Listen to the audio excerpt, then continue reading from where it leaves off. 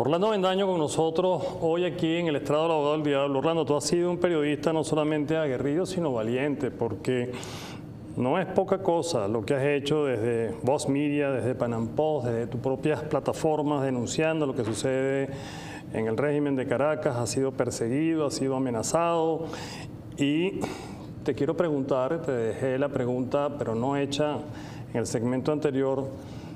¿Tú puedes hoy mismo regresar a Venezuela? Mira, yo creo que esa es la pregunta que nos hacemos todos los que estamos... Que me la hago yo igual, ¿no? Bueno, ¿no? Es que seguro te la haces tú y pues probablemente se la está haciendo María Corina, aún teniendo la determinación Ahí va. de que va a regresar, porque al final no hay nada que nos garantice a ninguno, ni siquiera los que han liberado, que pues no vayan a ser perseguidos de nuevo. Estar en Venezuela implica un riesgo si estás dispuesto a ejercer tu libertad política, ¿no? A hablar, a expresarte. Por eso fue tan importante lo que hizo Juan Pablo Guanipa apenas salió de prisión en su momento, que es que inmediatamente luego de recuperar su libertad salió a la calle a exigir la libertad de los otros presos políticos. Y eso le provocó que en la noche pues fuera secuestrado de una manera violenta.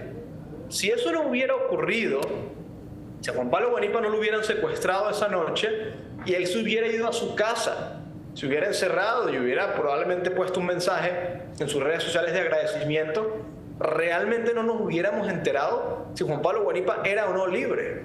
Y yo creo que esa es la única forma de realmente descubrir si podemos o no regresar, y es regresando.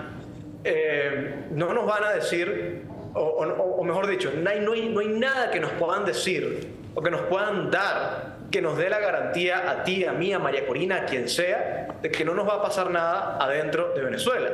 Es que pudimos, no lo hice, lo pensé, pero no lo hice, pudimos haber pedido el sobreseimiento de nuestra causa a través de la ley de amnistía. Si nos lo hubieran entregado, eso significa que no nos van a meter presos. Eso significa que ahora no nos van a perseguir en lo absoluto. Yo creo que la única manera de realmente saber que somos libres es ejerciendo esa libertad. Y cada quien tiene que calcular, obviamente de manera sensata, porque aquí nadie es suicida y nadie está dispuesto a ser mártir, es, bueno, ¿qué tanto riesgo y en qué momento se puede correr? Yo no considero que ahorita pueda regresar, honestamente. Hoy no, yo creo que sería un poco imprudente. Quiero hacerlo.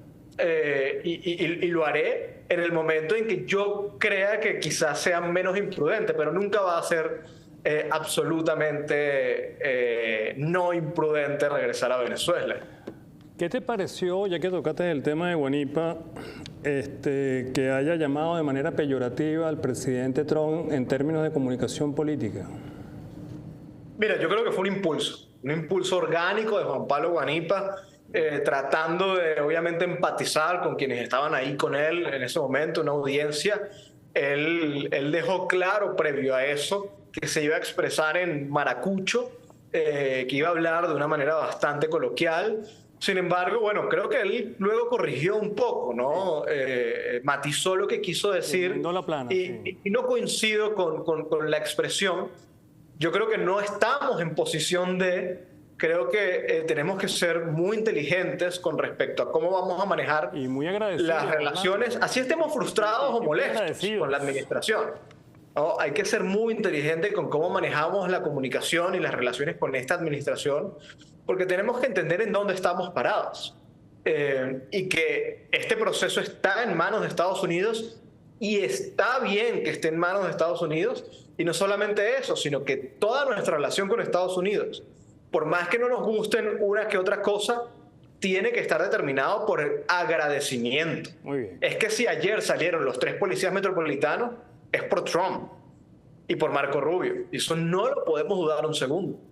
Me han dicho, te comento, me han comentado de buena fuente que incluso la aparición, que se haya develado la verdad sobre, por cierto, Quero Navas, fue también por presiones de Vallearriba en Caracas, es decir, de la Embajada norteamericana en Venezuela. Y ahí quiero ir a mi siguiente pregunta contigo aquí en el estrado. ¿Cómo ves tú esta entrega de Alex Saab por parte de Delcy a los Estados Unidos y qué impacto tiene esto en, digamos, lo que pueda seguir ocurriendo en Venezuela. ¿Podrían venir nuevas capturas, te pregunto? Mira, yo sé que se ha interpretado la extradición de Alex Saad como, nuevamente, que se ha destrabado de la transición y que en los últimos días, pues, Delcy Rodríguez ha sentido la presión. Pero Alex Saad lleva más de 3 meses detenido. Alex Saad fue detenido en el momento en que fue reportado junto a Raúl Gorrín. Luego fue detenido los tiburones de La Guaira, se me escapa el nombre. Y esa realidad, digamos, ha sido constante en este tiempo. El proceso de extradición entiendo que no era un proceso tan fácil. Ahí había que pues resolver algunas que al final no lo lograron resolver. Porque cuando Diosdado Cabello o Jorge Rodríguez argumentan que es que el tipo tenía una cédula falsa, pues te das cuenta de la fragilidad del argumento y de la retórica chavista en cuanto al caso de Alex Saad. Pero lo cierto es que lo de Alex Saad es una determinación que yo creo que ha habido por parte del régimen de Delcy Rodríguez desde el día 1, desde el 4 de enero. Ahora, ¿qué significa esto? Bueno, por un lado es muy importante porque es el colapso de una de las facciones más poderosas del chavismo. Esto es bueno porque a todos nos alegra que Alex Saad termine en una prisión federal de los Estados Unidos o una prisión de la Florida. Esto es una buena noticia que tenemos que alegrarnos y que tenemos que agradecer, sin duda alguna, pero que también hay que considerar dentro del contexto de los intereses de los hermanos Rodríguez. Cualquier pugna chavista que pueda haber, cualquier persecución, purga, proceso de profilaxia que pueda haber, tiene como propósito la consolidación de otra facción. Es pues ir expoliando, ir rebanando una parte del chavismo para fortalecer a otra, que es todo lo que se concentra en torno a los hermanos Rodríguez. Para fortalecer el Rodríguez. Eso hay que tenerlo en cuenta. Es decir, y ese es el problema que hay con la transición, que es que mientras, vamos a poner un ejemplo, ley de minerías, mientras se aprueba una ley de minería confeccionada desde Washington, uno podría creer, bueno, pero es que la transición avanza. Pero esa no es la lógica de Delcy Rodríguez. La lógica de Delcy Rodríguez es, esto me permite consolidarme. Esto me ratifica frente a Estados Unidos, que es el plan y el propósito de Delcy Rodríguez. Convertirse en la mejor socia de Estados Unidos para que no haya prisa en sacarla. Entonces, ahí tenemos un choque de intereses importante que somos nosotros los venezolanos los que tenemos que resolver. Y entender.